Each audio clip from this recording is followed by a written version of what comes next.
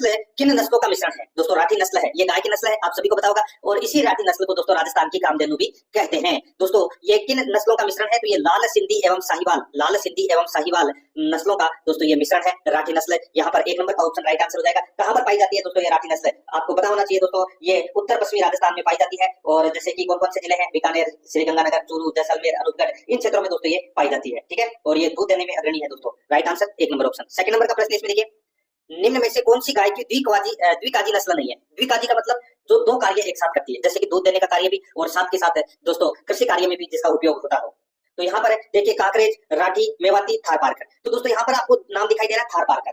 ये जो थारपारकर है ये गोवंश की दुधारू नस्ल है। क्या है? दुधारू नस्ल है। इसका उपयोग दोस्तों कृषि कार्य के लिए नहीं किया जाता। बाकी यहाँ पे काकरेज, राठी, मेवाती, इन तीनों का उपयोग दोस्तों दूध के लिए भी किया जाता है और कृषि कार्य के लिए भी इसका उपयोग किया जाता है। यहाँ पर अपना इसमें 4 नंबर का ऑप्शन राइट आंसर हो जाएगा। नहीं है पूछा है इसलिए 4 नंबर ऑप्शन है। ठीक है, आगे देखिए 3 नंबर का प्रश्न है। देखिए केटेलो, खच्चर और जेब्रोइड किसके उदाहरण है? केटेलो, खच्चर और जेब्रोइड किसके उदाहरण है? दोस्तों ये उदाहरण है किसके?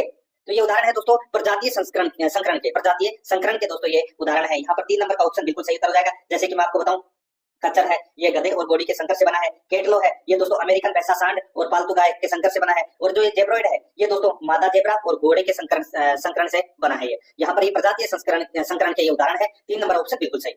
आगे देखिए 4 नंबर का प्रश्न है, बकरी में मध्यकाल समय होता है। बकरी में मध्यकाल का समय है वो दोस्तों कितना होता है? इसका राइट आंसर हो जाएगा दोस्तों, ये होता है 24 से 48 घंटे। 24 से 48 घंटे होता है बकरी में मध्यकाल का समय। यहाँ पर 4 नंबर का जो ऑप्शन है वो इसका बिल्कुल सही उत्तर हो जाएगा। और बकरी के मध्य चक्र की जो अवधि होती है वो होती है 21 दिन की। ठीक है, और बकरी का जो गर्भकाल है उसका जो समय है वो लगभग 151 दिन का होता है। ये भी आपको दोस्तों इसमें याद रखना है। यहाँ पर 4 नंबर ऑप्शन बिल्कुल सही, 24 से 48 घंटे। 5 नंबर का प्रश्न है, इसमें देखिए निम्न में से किस विधि के अंतर्गत वीर्य को -196 तापमान पर तरल नाइट्रोजन में भंडारित किया जाता है?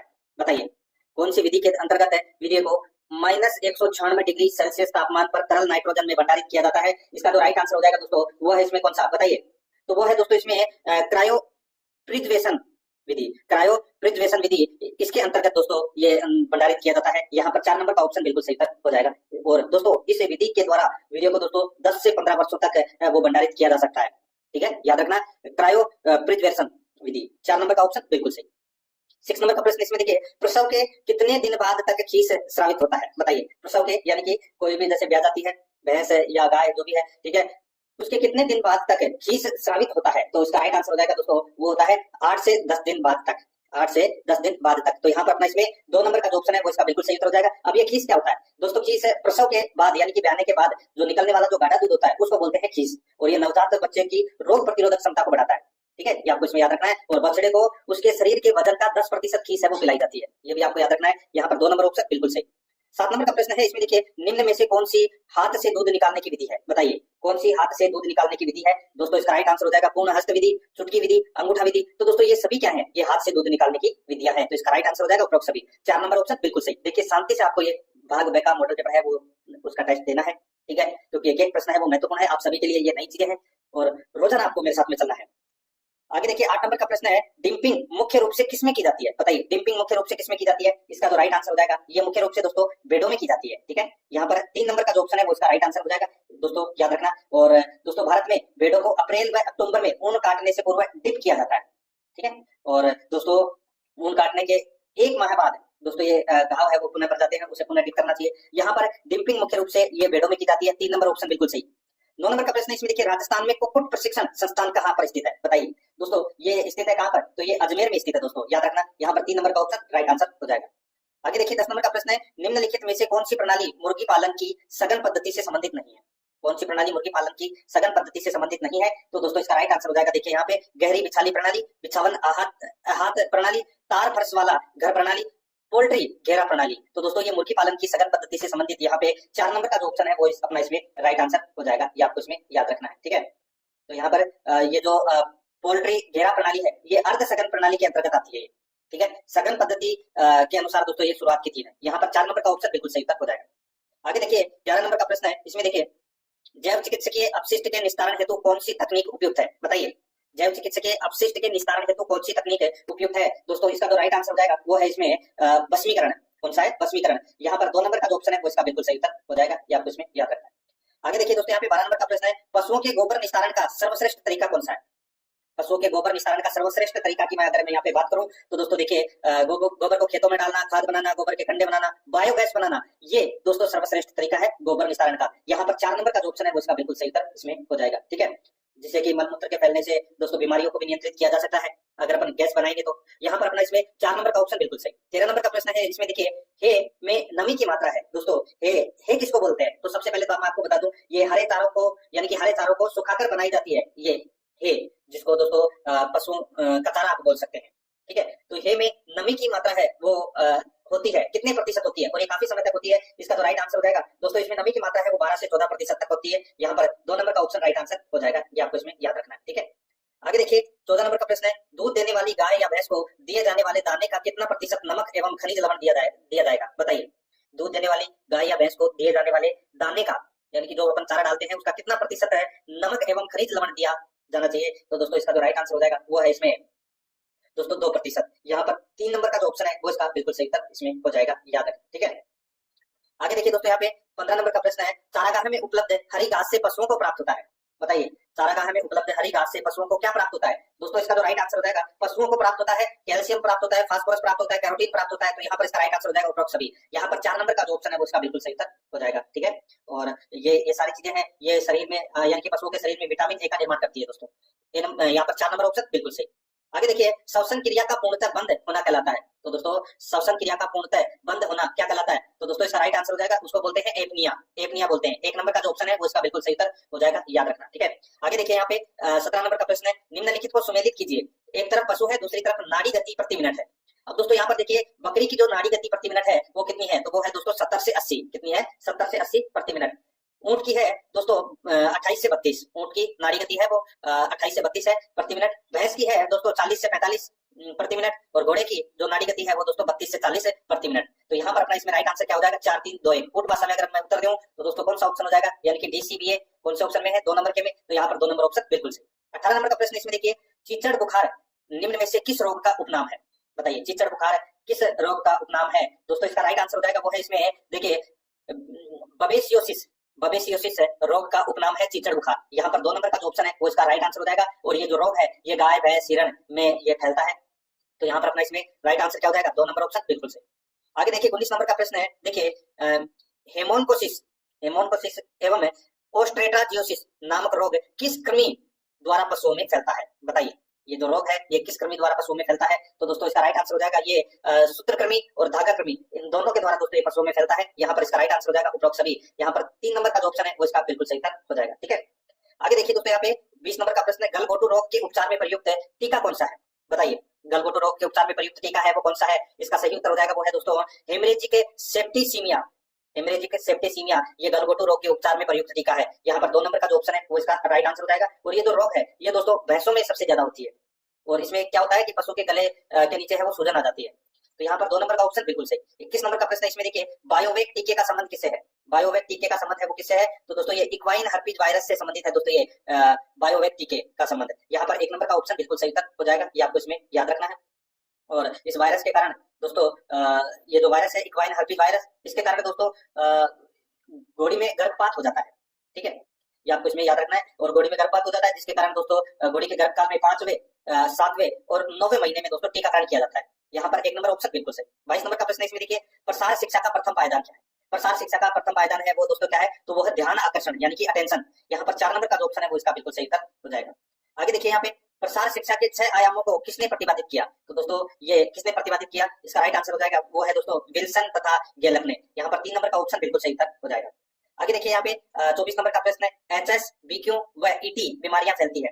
दोस्तों ये HSVQ और ET ये रोग है, और दोस्तों ये वर्षा ऋतु में फैलती है दोस्तों ये बीमारियां। ठीक है, यहाँ पर 2 नंबर का जो ऑप्शन है वो इसका राइट आंसर हो जाएगा। और इनके रोकथाम के लिए दोस्तों टीके लगाए जाते हैं। ठीक है, जून जुलाई और अगस्त माह में ये टीके लगाए जाते हैं, ये आपको इसमें याद रखना। और ये रोग है HSVQ और ET ये सर्वाधिक बकरियों में फैलने वाला रोग है। 2 नंबर ऑप्शन बिल्कुल सही।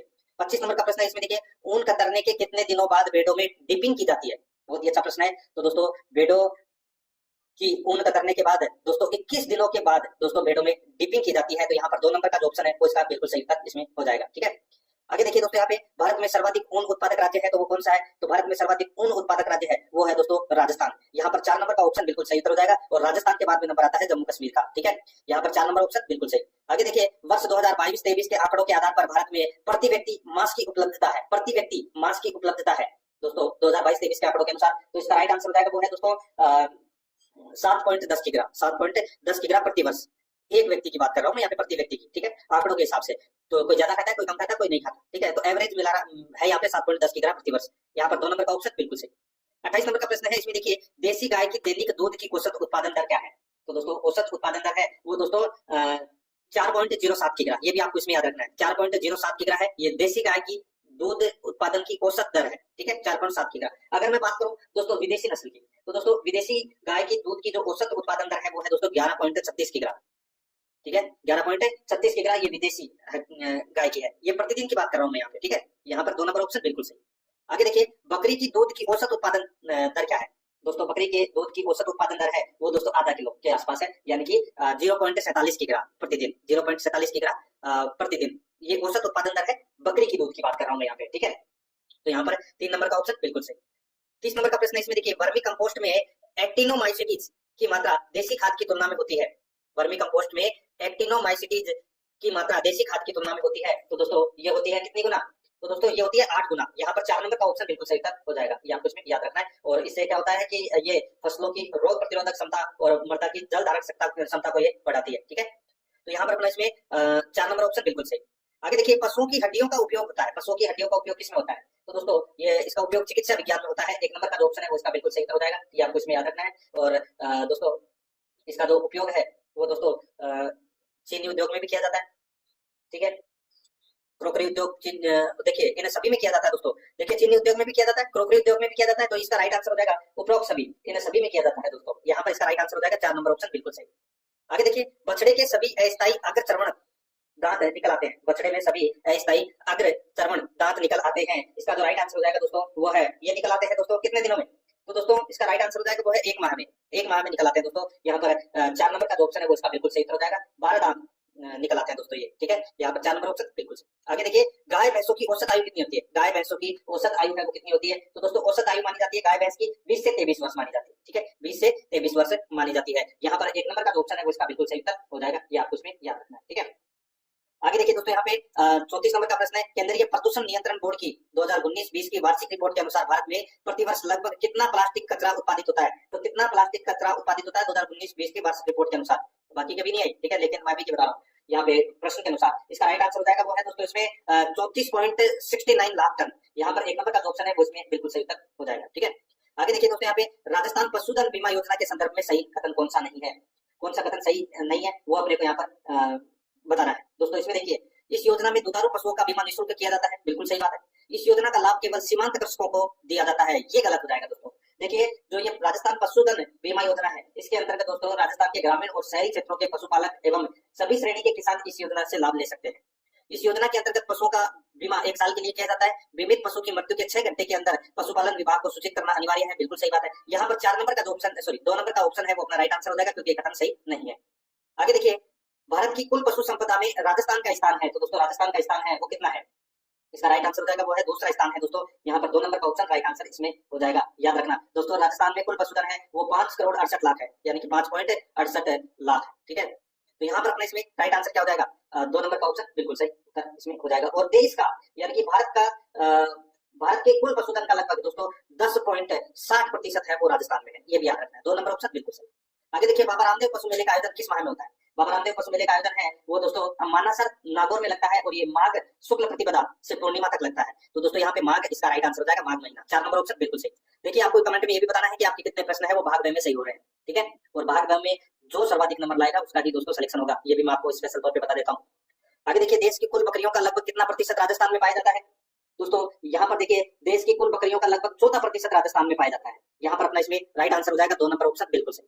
39 नंबर का प्रश्न है पशु आवास को साफ करने के लिए पोटेशियम परमैंगनेट के कितने प्रतिशत घोल का प्रयोग करते हैं, पशु आवास को साफ करने के लिए पोटेशियम परमैंगनेट के कितने प्रतिशत घोल का उपयोग करते हैं, इसका जो राइट आंसर हो जाएगा दोस्तों वो है इसमें 1 से 2%। यहाँ पर 2 नंबर का जो ऑप्शन है वो इसका बिल्कुल सही उत्तर हो जाएगा। आगे देखिए, गौशाला में गाय को ब्याने के कितने दिनों के अंदर पुनः गर्भित करा लेना उपयुक्त रहता है? इसका सही उत्तर हो जाएगा दोस्तों, वो है इसमें 60 से 90 दिनों के अंदर। ठीक है, 60 से 90 दिनों के अंदर। तो यहाँ पर 4 नंबर का ऑप्शन बिल्कुल सही उत्तर हो जाएगा।